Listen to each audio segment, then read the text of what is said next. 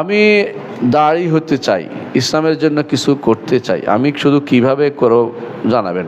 দাঁড়ি হওয়ার জন্য বড় আলেম হওয়ার দরকার নেই, দাঁড়ি হওয়ার জন্য যা জানেন তা শুদ্ধ জানতে হবে, শর্ত এটা।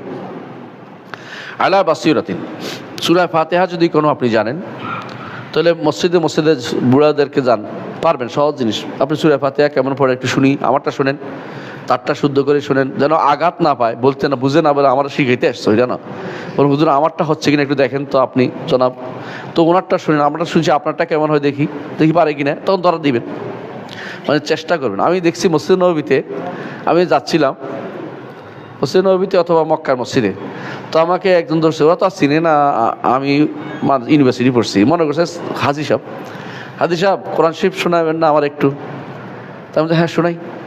তো শোনাইছি, আর বলছে হাদি সাহেব আপনি তো হাদি সাহেব না, আপনি তো মানে আলেম মানুষ। আমরা না, আপনি বলেন আমি হাদি সাহেব, আমি আর কিছু বলেছি তিনি।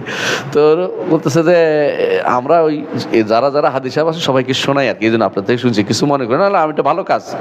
এই যে মসজিদ নববীতে এরকম একটা গোষ্ঠী বসে আছে, হারামের মধ্যে একটা গোষ্ঠী, তাদের কাজ হলো এই যে দাওয়াতের কাজে যদি বেশি পয়সা লাগে, বেশি পুঁজি লাগে, সুবহানাল্লাহ, দাওয়াত একটা আয়াত দিয়েও দিতে পারে, একটা হাদিস দিয়েও দিতে পারে। রাসূলুল্লাহ সাল্লাল্লাহু আলাইহি ওয়াসাল্লাম এই জন্য বলেছেন বাল্লিগু আন্নী ওয়ালাউ আয়া, আয়াত হলেও প্রচার করো, হাদিস হলেও প্রচার করি আমরা। কেমন একটা হাদিস হলেও প্রচার করতে পারি, কিন্তু না জেনে প্রচার করাটা গুনার কাজ। যেটা জানি না এটা প্রচার করব না, যেটা স্পষ্ট জানি কোরআন হাদিস ভিত্তিক। আমি আলেমদের মুখে শুনেছি, ডক্টর মঞ্জুর এলাহির মুখে শুনেছেন, ডক্টর সাইফুল্লাহর মুখে শুনেছেন, উদাহরণ দিলাম, অথবা ডক্টর শহীদুল্লাহ খান মাদানির মুখে শুনেছেন, দেখবেন যে আপনি ওয়াজটা দিতে পারতেছেন, এই কথাটা সত্য আমি জানছি, এটা বলে যাই সবাইকে। দাওয়াতের একটা জায়গা আপনি খুঁজে পাচ্ছেন, কথা বুঝছেন কিনা? দাওয়াতের ভালো কাজ করেছেন, বন্ধ করে দেন, শীত লাগে।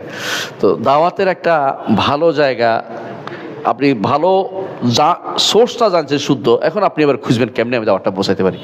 একজন দাঁড়ি হওয়ার জন্য একজন মানুষের অনেক বেশি জ্ঞান থাকা জরুরি না, আলেম হওয়ার জন্য অনেক জ্ঞান থাকা জরুরি, বুঝে আসছে কথাটা? আলেম হওয়ার জন্য অনেক বেশি জ্ঞান থাকা জরুরি, কিন্তু দাঁড়ি হওয়ার জন্য যেটা দাওয়াত দিবেন এটা শুদ্ধ জানতে হবে, যে আমি দাওয়াত দিবি এটা শুদ্ধ। আলা বাসিরাতিন আনা ওয়া মান ইত্তাবাআনি, এটা হলো কাজ।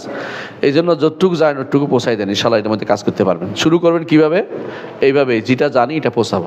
আমার একটা উদাহরণ দিয়ে থাকি, আপনাদের মনে আছে কিনা, আমেরিকাতে একজন ইসলাম গ্রহণ করছে, কালো ইসলাম গ্রহণ করে সে মসজিদে আসে ইমাম সাহেব থেকে মাইকটা নিয়ে নিছে, ইমাম সাহেব ভয় পেয়ে গেছে, মারবে বোধ, তো কিছু করে নাই, সে আসে চোখের পানি ফেলছে আর বলতেছে আমি ইসলাম গ্রহণ করে সূরা ফাতিহাটা পড়ছে পুরোটা ভাঙ্গা ভাবে, তবে আমি শুনেছি আমার নবী বলেছেন, ইংরেজিতে বলতেছেন যে তোমরা যা পারো তা পৌঁছায় দাও, আমি সূরা ফাতিহা জানি এটা পৌঁছায় দিলাম।